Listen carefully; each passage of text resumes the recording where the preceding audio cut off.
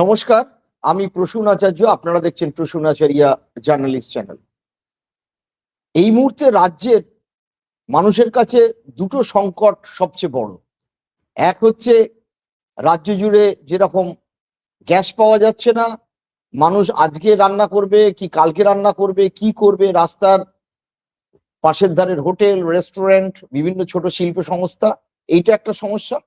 আর একটা সমস্যা হচ্ছে যে এসআইআর। আজকে আপনারা যখন এই সভা দেখছেন, আমাদের অনুষ্ঠান দেখছেন, তার কিছুক্ষণের মধ্যেই নরেন্দ্র মোদী আমাদের ব্রিগেডে সমাবেশ করবেন। ভোটের দামামা বেজে গেছে অনেকদিন আগেই, এবং সম্ভবত আজ এক দুদিনের মধ্যেই হয়তো 16 তারিখে বা 15 তারিখে ইলেকশন ডিক্লেয়ার হয়ে যাবে।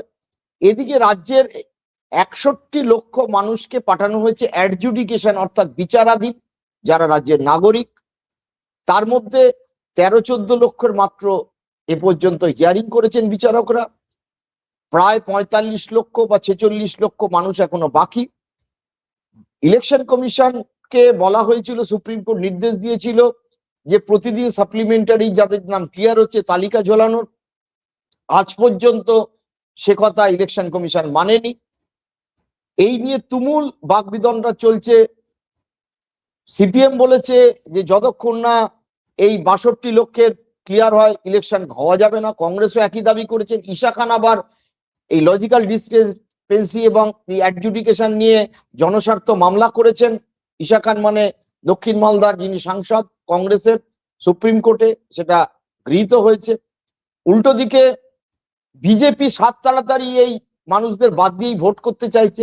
আজকে আমাদের আলোচনার বিষয়বস্তু হচ্ছে যারা লজিক্যাল ডিসক্রিপেন্সির পরে অ্যাডজুডিকেশনে হলো এবং তারপরও বাদ পড়ে যাবে, তাদের জন্য যে ট্রাইব্যুনাল হবে, সেই ট্রাইব্যুনালটা ভার্চুয়ালি ফরেনার চিহ্নিত করার, বিদেশি নাগরিকদের চিহ্নিত করার যে ট্রাইব্যুনাল প্রায় আসামে হয়েছিল, সেই রকম। আমাদের মধ্যে আজকে উপস্থিত আছেন মানিক ফকির বা মানিক মন্ডল, আমার দীর্ঘদিনের বন্ধু, এবং আমি মানিক কে স্বাগত জানাই। মানিক নমস্কার, তোমাকেও দর্শকদেরকেও। এইবার কথা হচ্ছে যে দেখো, আমি দর্শকদের বলতে চাই যে আপনারা জানেন আজ থেকে 4-5 মাস আগে যখন মানিককে প্রথম আমরা এনেছিলাম, তখন মানিক পরিষ্কারভাবে বলেছিল যে আসলে এনআরসি করা উদ্দেশ্য এবং বেনাগরিক করাই উদ্দেশ্য। আমরা দেখতে পাচ্ছি যে প্রায় 30 লক্ষ মানুষ যাদেরকে অ্যাডজুডিকেশনে যারা বাদ পড়ে যাবে তাদেরকে ট্রাইব্যুনালে যেতে হবে এবং নাগরিকত্ব প্রমাণ দিতে হবে। তাহলে আলটিমেটলি মানিক এবং তাদের যে সংগঠন দামাল, যেটা রাজ্য ঘুরে ঘুরে প্রচার করছে, তার কোনো পলিটিক্যালি ব্যাক থাক আর না থাক, তারা একেবারে মাটির গন্ধ মেখে গ্রামে গ্রামে ঘুরে মুসলমান, আদিবাসী, দলিত, সাধারণ মানুষ, মতুয়া প্রচার করছিল এবং যে কথা বলছিল বেনাগরিক করে দেওয়ার একটা প্রক্রিয়ার নাম হচ্ছে এসআইআর। ভার্চুয়ালি আজকে সেই জায়গায় এসে আমরা দাঁড়িয়েছি। আমি তোমাকে অসংখ্য ধন্যবাদ জানাই, তুমি এটা নিয়ে প্রচার করছিলে, বই লিখেছো। এবার একটু পরিষ্কার করে বলো যে এইটা যে পরিকল্পনার অংশ ছিল, যেটা তৃণমূল নেতৃত্ব বুঝতে পারেনি, একদম স্পষ্টভাবে বুঝতে পারেনি, না মমতা বন্দ্যোপাধ্যায় না অভিষেক বন্দ্যোপাধ্যায়, কারুর এই ধারণাই ছিল না যে এই জায়গায় আসতে পারে। আমি এটা দর্শকদের পরিষ্কার ভাবে বলছি। সিপিএম নেতৃত্ব, না সেলিম না সুজন চক্রবর্তী, তাদেরও ধারণা ছিল না। কিঞ্চিত ধারণা হয়তো কংগ্রেস নেতৃত্বে ছিল, কিন্তু শেষ পর্যন্ত কংগ্রেসও বোঝেনি এটা এইভাবে হবে। তুমি এই গোটা প্রক্রিয়া, ঠিক এই যে অ্যাডজুডিকেশনের যখন 14 লক্ষ কি 15 লক্ষ বলছেই না, একটা ভয়ঙ্কর অবস্থা। আমি একটা অন্য প্রোগ্রাম তেলের দাম বৃদ্ধি নিয়ে বলছি, লোকে বলছে আমার নাম ওঠেনি। রাস্তায় ডাবলা সবজিওয়ালা বলছে দাদা অ্যাডজুডিকেশনে ফেলে দিয়েছে, কি হবে? পাড়ার সাধারণ মানুষ, হিন্দু মুসলমান সবাই, গরিব মানুষ, পাগলের মতো অবস্থা যে ভোটার কার্ড থেকেও তার কি লাভ হবে, ব্যাংক অ্যাকাউন্ট কেটে যাবে কিনা। এই বেনাগরিক প্রক্রিয়া তুমি যেটা প্রথম থেকে বলছিলে, আমি আবার তোমার স্যালুট জানাই যে এটা নিয়ে প্রচার করেছিলে। একটু যদি আমাদের দর্শকদের বলো প্রথমে তুমি এই ব্যাপারটা কি করে অনুমান করেছিলে, তারপর আমরা এগোবো। দেখুন, আমি সকলকে নমস্কার জানিয়ে আমার বন্ধু শ্রদ্ধেয় প্রসূন আচার্যকে আগের বার একবার আমাকে সুযোগ দিয়েছিল বলার, আজকেও দিয়েছে। অন্তত কিছু কথা মানুষকে সত্যিটা বলা যাবে এই আশা করে। দেখো, আমি মনে করি জো জিতা ওই সিকান্দার। অর্থাৎ আমরা দামাল বাংলা জিতিনি, আমরা হেরে গেছি। আমরা চূড়ান্তভাবে হেরে গেছি। তার কারণ হচ্ছে আমরা গত 7 বছর ধরে একই কথা বলেছি। নাগরিকত্ব বিষয় নিয়ে আমি গবেষণা করেছি এবং মতুয়া থেকে আরম্ভ করে মুসলিম সমাজ, আমি নাগরিকত্ব বিষয়ে কাজ করতে গিয়ে মুসলমানদের জালসা শিল্পী হয়ে গেছি। তারা আমাকে জালসায় নিয়ে যায়, টাকা পয়সা দেয়, নাগরিকত্ব শোনে। মুসলমান মতুয়াদের কাছে যাই, তাদের সমস্যাটা বুঝি, তাদের কিন্তু আমার কলকাতা শহরের বুদ্ধিজীবী মানুষকে কিছুতেই বোঝাতে পারিনি যে এটা 2025 সাল পেরিয়ে গেল, অর্থাৎ তথাকথিত হিন্দু রাষ্ট্র ঘোষণা, সেখানে দাস ব্যবস্থা, বন্ডেড লেবার চাই, এর সঙ্গে কর্পোরেট পুঁজিযুক্ত মারোয়ারি এবং গুজরাটি ক্যাপিটাল যুক্ত, এদের বন্ডেড লেবার চাই, কম পয়সায় শ্রমিক দরকার এটা। এবং পাশাপাশি নাগরিকত্ব, যেহেতু সাবজেক্টটা নাগরিকত্ব, ফলে আইনটা আইন দিয়েই বুঝতে হবে, আইনটা আবেগ দিয়ে বুঝলে হবে না। মমতা বন্দ্যোপাধ্যায় কি বললেন, সেলিম কি বললেন, কে কি বললেন দিয়ে কিছু যায় আসে না। তার কারণ যারা বলেন তারা কিছুই জানেন না। এই সাবজেক্টটাই কাছাকাছিও পৌঁছতে পারার ক্ষমতা এই মানুষগুলোর সময় নেই পড়াশোনা করার। এদের উপর নির্ভর করে সমাজ চলে, মানুষ এদের উপর বিশ্বাস করে। আর আমি ব্যক্তিগতভাবে বহু কষ্টে মমতা ব্যানার্জির কাছে পৌঁছানো মানে পৃথিবীর মধ্যে সবচেয়ে কঠিন কাজ। অভিষেকের কাছে পৌঁছানো মানে এর চেয়ে ভয়ঙ্কর কঠিন কাজ নেই, কারণ এদের কাছে পৌঁছানো যায় না। এবং আমি আমার গবেষণার কথা বারবার মানুষকে আগে থেকে সাবধান করে, মানে পলিটিক্যাল নেতাদের সাবধান করেও এরা সাবধান হয়নি। মোহাম্মদ সেলিমের সঙ্গে 5 দিন মিটিং করেছি, তিনি রাজি, তার পার্টির লোক রাজি না, তাদের দৃষ্টিভঙ্গি আলাদা, তারা উদ্বাস্তু বিরোধী ইত্যাদি। আমি যে চিত্রটা দেখেছি, মানে এসইউসিআই থেকে আরম্ভ করে দীপঙ্কর ভট্টাচার্য থেকে আরম্ভ করে সবাইকেই আমি আমার গবেষণার কথা তুলে ধরার পরে কেউ বাঙালিকে বাঁচানোর জন্য বিন্দুমাত্র চেষ্টা করেনি। শুধু রাজনীতি করেছে। মূল গল্পটা দেখুন, এটা বলছে এসআইআর, কিন্তু না হয়েছে এসআইআর, না হয়েছে এনআরসি। প্রথম দিকটা এসআইআর যে প্রক্রিয়া, এই প্রক্রিয়া নিয়ে কাজ করতে গিয়েও আইনত বলছে 326 নম্বর ধারা, সংবিধানে 326, মানে নাগরিকদের যখন 18 বছর বয়স হবে তখন তারা ভোটাধিকার পাবে। নাগরিক কারা? 5 থেকে 10 নম্বর আর্টিকেলে লেখা আছে কনস্টিটিউশনের। 50 সালের আগে থেকে যারা এখানে জন্মগ্রহণ করেছেন তারা নাগরিক, তারপর যারা এসে নাগরিকত্ব অর্জন করেছে তারা নাগরিক।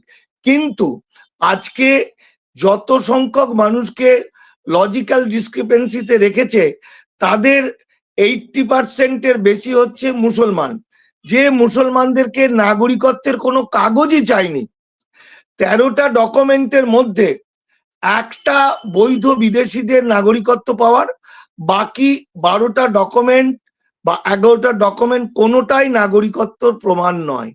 আমি ভারতবর্ষের নাগরিক, আমার ছেলে ক্লাস 1-এ পড়লো না পড়লো তা দেখার দরকার নির্বাচন কমিশনের নেই। নেতাজি আমাদের রবীন্দ্রনাথ ঠাকুর কিন্তু স্কুলে পড়াশোনা করেননি। সুতরাং যে কাগজগুলো চাওয়া হয়েছে সেই কাগজগুলো কোনোটাই নাগরিকত্বের নয়।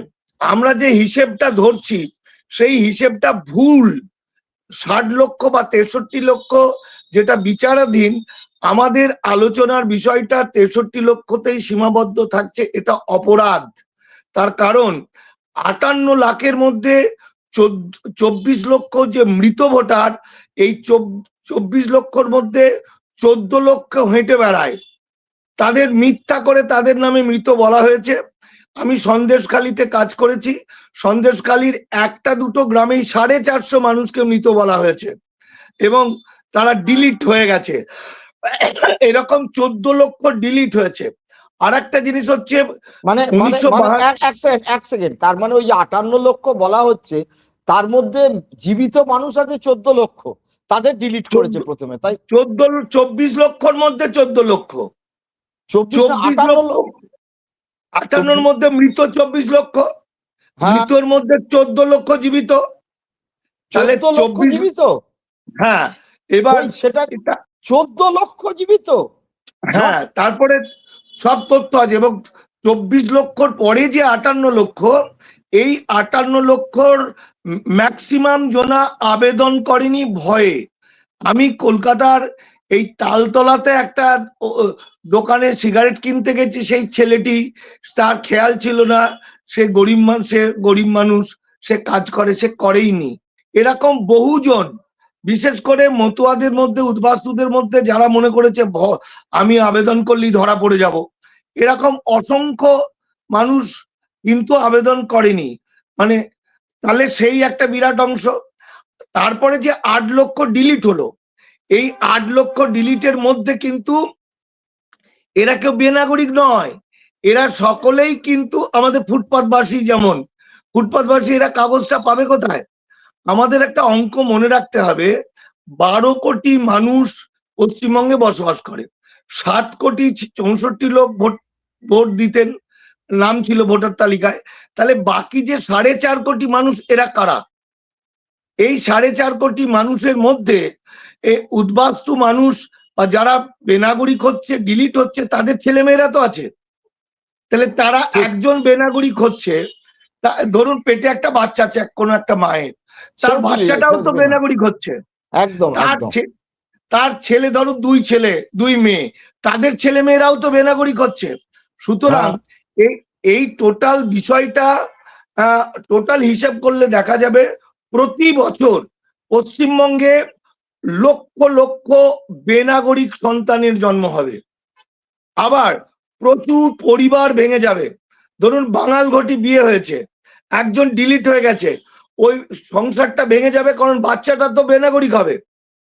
এই ধরনের পুরো আমাদের বাঙালি সমাজটাকে, যেটা আমরা উদ্বাস্তু আর এপার বাংলা ওপার বাংলায় মিলেমিশে একাকার হয়েছিলাম, যেটা আমরা হিন্দু মুসলমান সব একাকার হয়েছিলাম, সেটাকে ওরা ভেঙে খান খান করে দিল।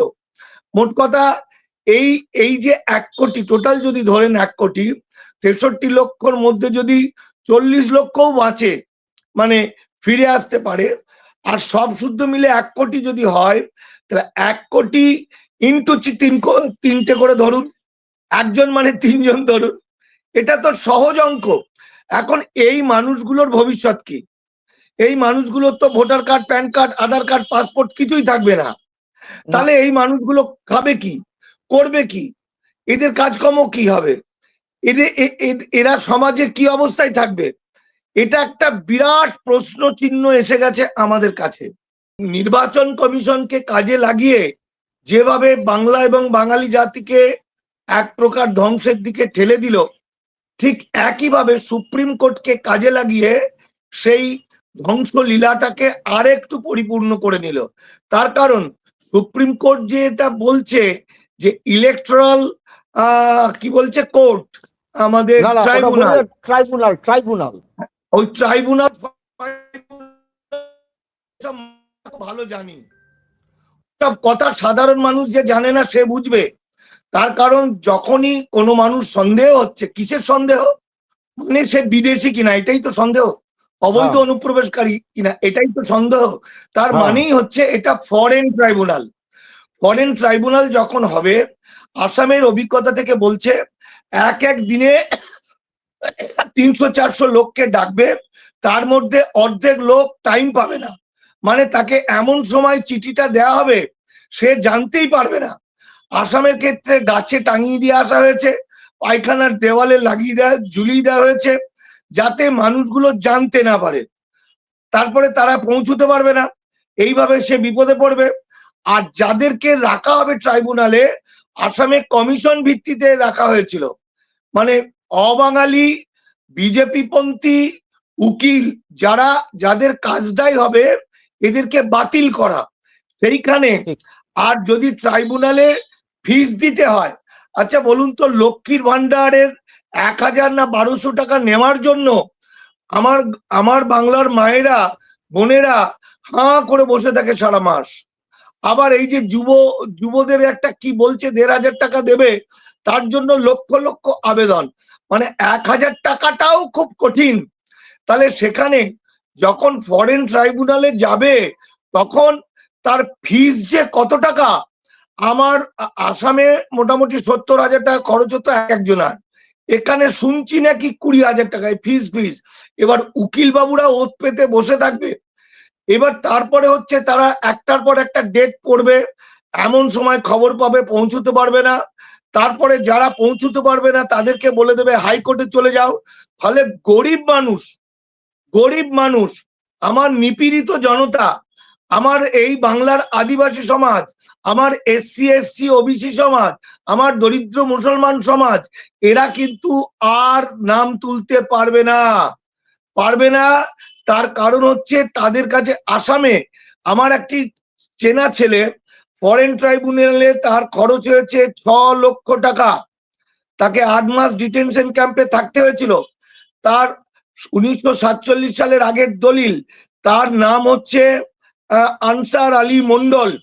তার কাছেই শুনেছি আসামে বহু নাগরিক ভিক্ষা করে মামলা করার জন্য, কারণ তাদের যতদিন পর্যন্ত মামলা নিষ্পত্তি না হচ্ছে ততদিন পর্যন্ত তাদের ভোটার কার্ড, আধার কার্ড, নাগরিক পরিষেবা পাবে না।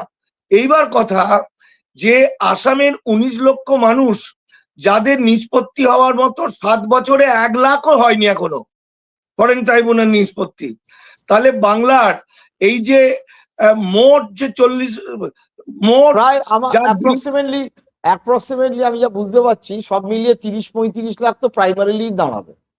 প্রাইমারিলি, কারণ ওই যে 8-7 লাখ আছে ডিলিট হয়ে যাওয়া 7 লাখ না, ওগুলো তো আবেদন করবে ওরা ইলেকশন কমিশনের কাছে 6 নম্বর ফর্ম দিয়ে, কিন্তু যেটা অ্যাডজুডিকেশনে পড়েছে তাদেরকে কিন্তু একেবারে সরাসরি ট্রাইব্যুনালে যেতে হবে, তারা কিন্তু কোনো আর এক্সিকিউটিভ প্রসেসে অর্থাৎ ইলেকশন কমিশন বা ডিএম এর কাছে অ্যাপ্লাই করে পারবে না।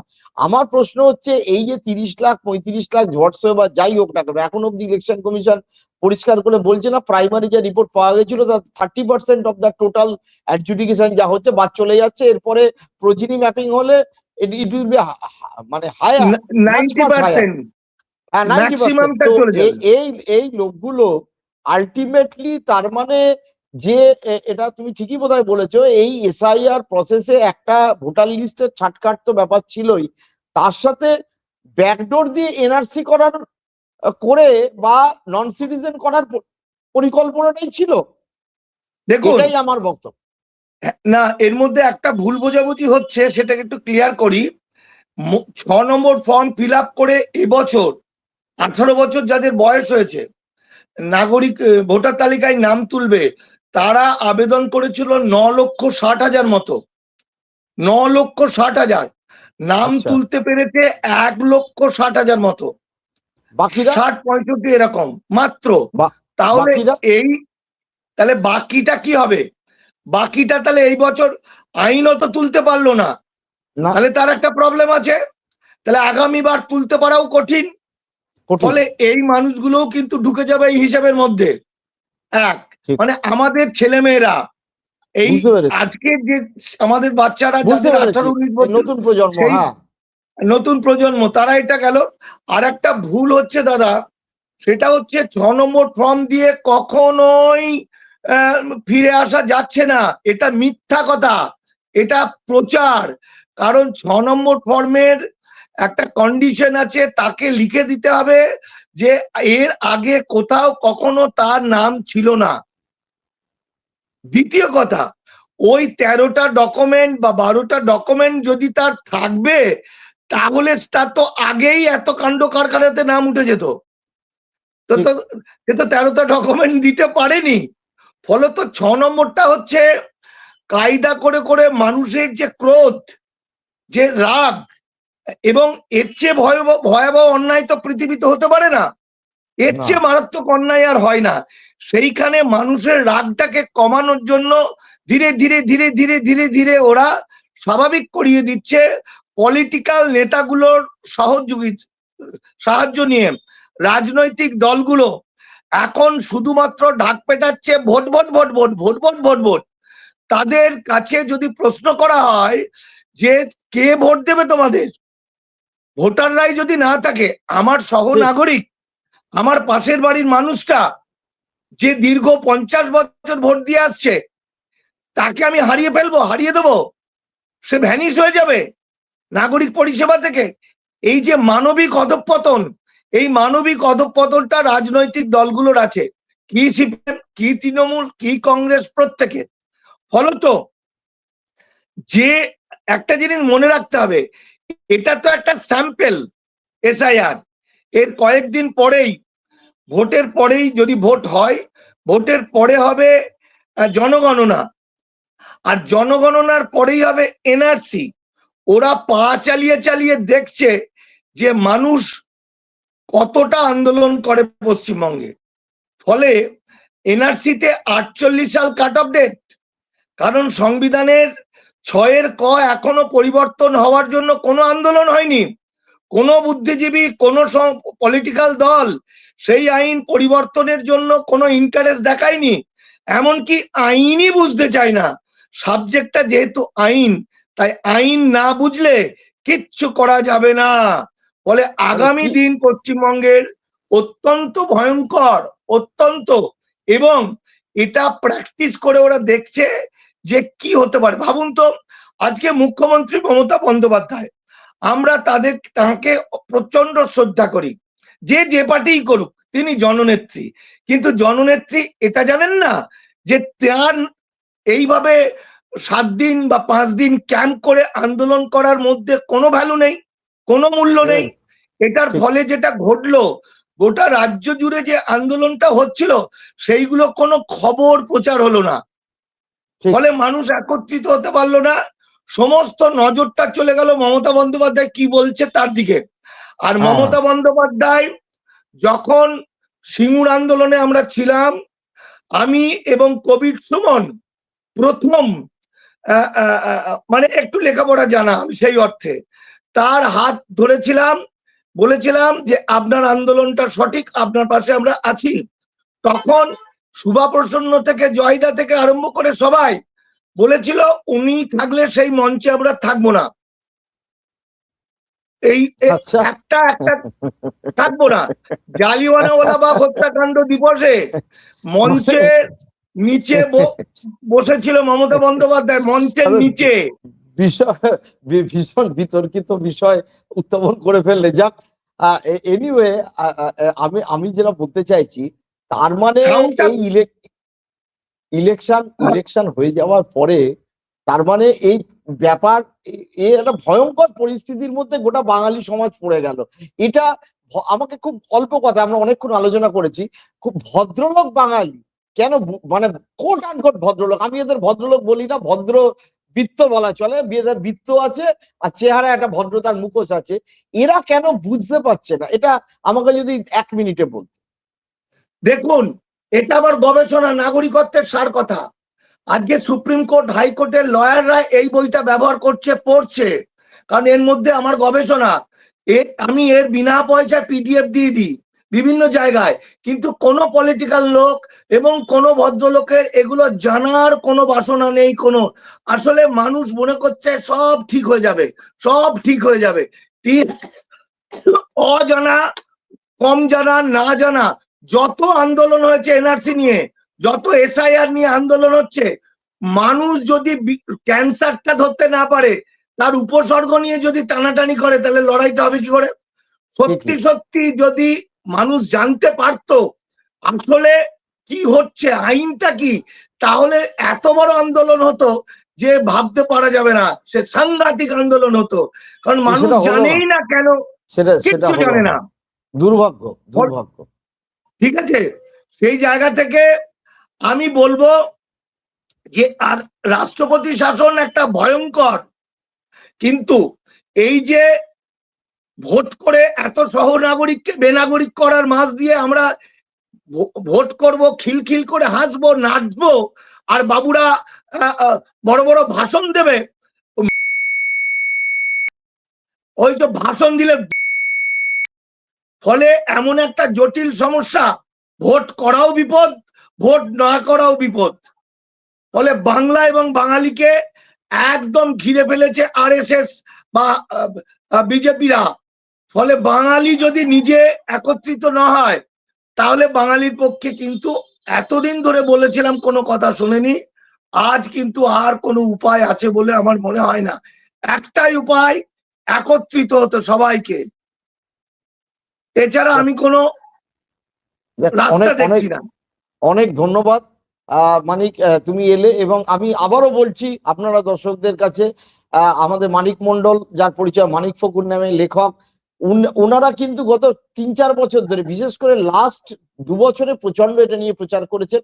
আপনারা ওনার বইটা কিনবেন, পড়বেন, এবং আপনারা এই বিষয়টা ভাবুন। It is a serious serious situation for Bengal. যাক, আপনারা ধৈর্য ধরে শুনছিলেন। সকলে ভালো থাকুন, সুস্থ থাকুন। অবশ্যই আমার চ্যানেলটা সাবস্ক্রাইব করবেন, লাইক, শেয়ার, কমেন্ট করবেন। সকলে ভালো থাকুন, সুস্থ থাকুন। নমস্কার।